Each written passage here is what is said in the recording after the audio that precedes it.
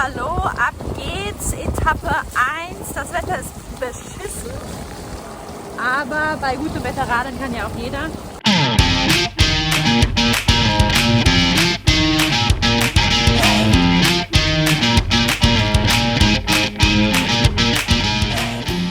Unsere erste Etappe begann in Garmisch-Partenkirchen. Da haben wir die Räder ausgeladen, alles bepackt.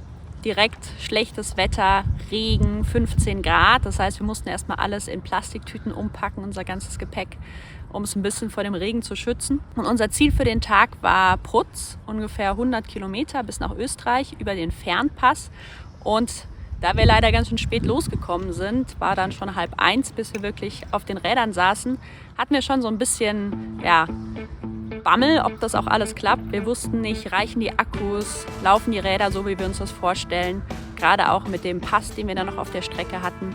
Und sind dann gestartet, stramm durchs Loisachtal.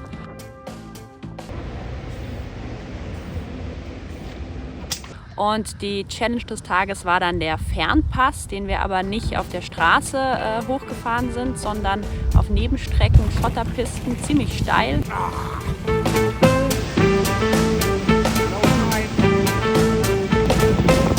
Oh. Oder? Ja. Wo sollen denn die Fahrradfahrer sonst hinwollen? Keine Ahnung, ich glaube, geht hier hoch. Bin mir nicht sicher. Nein, geht nicht hier lang. Da haben wir die Abzweigung leider verpasst, aber back on track, würde ich sagen. Wir fahren hier gerade Fernpass hoch, sind jetzt in 1 Kilometer in Österreich und Wetter ist ganz gut so zum Radfahren. Regen hat auch aufgehört und natürlich gucken wir nicht hier, dass wir auf der höchsten Stufe fahren, sondern ein bisschen Akkumanagement machen. Deswegen schnaufe ich auch ein bisschen. Und da hat sich dann auch schon gezeigt, dass es echt gut war, dass wir hier Räder mit Neigetechnik dabei hatten und nicht Einspurer, weil dann die steile Abfahrt runter an den Fernpasssee. Achtung, wir setzen auch gleich auf.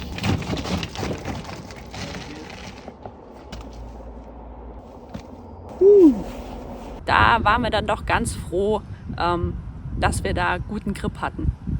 Dramatische Situationen hier. Okay, ich Feuer.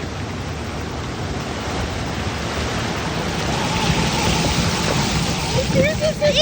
Meine Füße, das Wasser im Auto. Fahrrad hier, scheiße.